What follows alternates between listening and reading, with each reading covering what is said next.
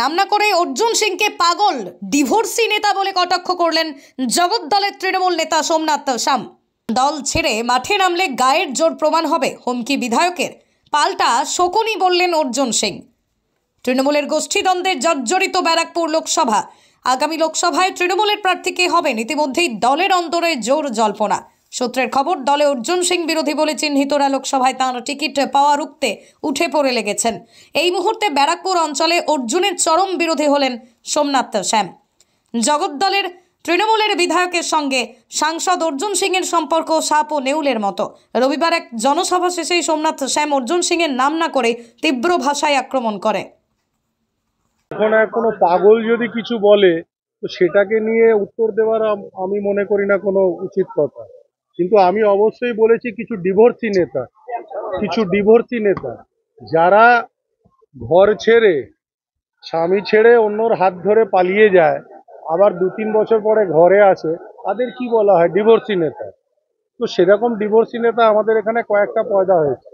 তারা এখন অনেক বড় বড় বুলি দিচ্ছে কি তারা যেন ভুলে না যায় যে তারাই ঘর ছেড়ে চলে গেছে। দ্বিতীয়বার ঘরে আসলে পিছন থেকে আবার শুরু করতে হয়। সামনে যারা থাকে তারাই নেতৃত্ব দেয়, পিছনে তাদের থাকতে হবে। মনে করছি করে আমাদের এই অঞ্চলে তৃণমূল কংগ্রেসের সৈনিকরা সেটা মেনে নেবে না। আপনাদের ডেকে অবশ্যই সেটাকে প্রকাশিত করব। যেরকম দেখেন না কোনো বিজ্ঞাপন প্রকাশিত হয়, যেরকম দেখেন কোনো দলের আগে ইলেকশনের আগে ম্যানিফেস্টো প্রকাশিত হয়, একটু সময় যেতে দিন, হলুদ ফাইল খুলে আপনাদের দেখিয়ে দেবো। দাদা, আমি তো পালোয়ানেগিরি করি না। আমার পরিচয় হচ্ছে তৃণমূল কংগ্রেস, অভিষেক বন্দ্যোপাধ্যায় এবং মমতা বন্দ্যোপাধ্যায়। আমি খুনের রাজনীতি করি না, আমি ডাকাতির রাজনীতি করি না, আমি চিটিংবাজির রাজনীতি করি না, আমি কিডন্যাপিং এর রাজনীতি করি না। আমার রাজনীতি হচ্ছে মানুষের পাশে থাকা, মানুষের সেবা। সেজন্য বটন খুলে যাওয়া আমি মনে করি আমার ক্ষমতার বাইরে। হ্যাঁ, অবশ্যই এই দল যেদিনকে ছাড়বো, আর যারা বলছে তাদের বলবেন দল ছেড়ে রিজাইন করে মাঠে আসতে, দেখিয়ে দেবো কার গায়ে কত জোর আছে। বলছে যে পাপ্পু সোমনাথের নাম না করে মহাভারতের শকুনি বলে তোপ দাগেন। जिस तरह से ये कुछ लोगों को सामने रखकर, जो पीछे से वो कहा जाता है ना कि सामने जब भीष्म पितामह का वध करने को हुआ था तो भीष्म पितामह को वरदान था कि भीष्म पितामह इच्छा मृत्यु से मरेंगे।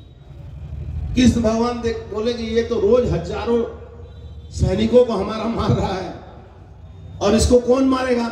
मार सकते थे सिर्फ एक ही आदमी, लेकिन अगर मारेंगे और उनके पास अस्त्र रहेगा तो किसी से मारे नहीं जाएंगे। तो एक शिखंडी को खड़ा कर दिया। तो शिखंडी को खड़ा करके तो अपना अस्त्र भीष्म पितामह उतार दिए, और भीष्म पितामह जब अस्त्र उतार दिए तो बध हो गया।